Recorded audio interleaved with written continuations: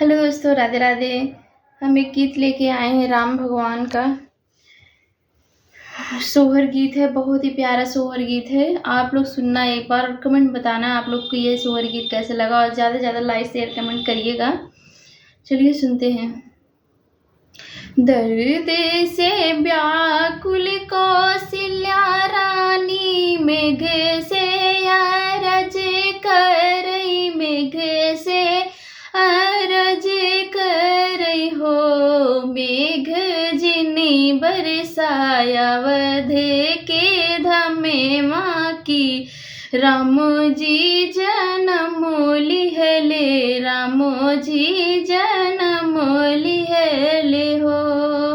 दर्द से व्याकुल कौशल्या रानी, मेघ से अरज करई, मेघ से अरज करई हो। मेघ जिने बरसा अवध नगरिया की, राम जी जन्म लिहे हो।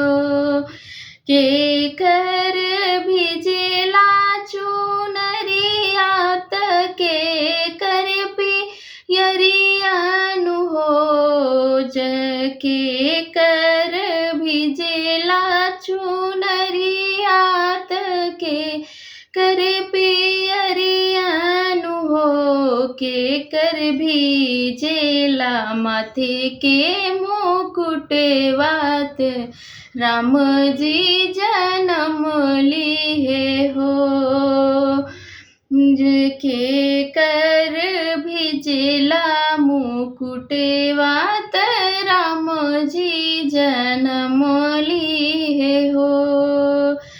कैकेयी के भिजेला चुनरिया, कौशल्या के पियरिया, कौशल्या के पियरियानु हो।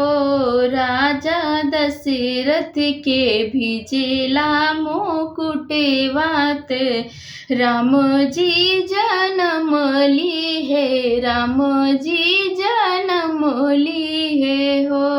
राजा दशरथ के भिजेला मुकुटवात, राम जी जन्म लिहे हो। इतने में राजा जी भागेला, धंगेरिन बोलावेला, धंगेरिन बोलावेले हो। धंगेरिन चली आवा हमरे महलियात, राम जी जन्म लिहे, राम जी जन्म लिहे हो। धंगेरिन चली आवा हमरे आंगनवात, राम जी जन्म लिहे हो। धन्यवाद दोस्तों। कैसे लगे गीत आप लोग कमेंट बॉक्स में जरूर बताना।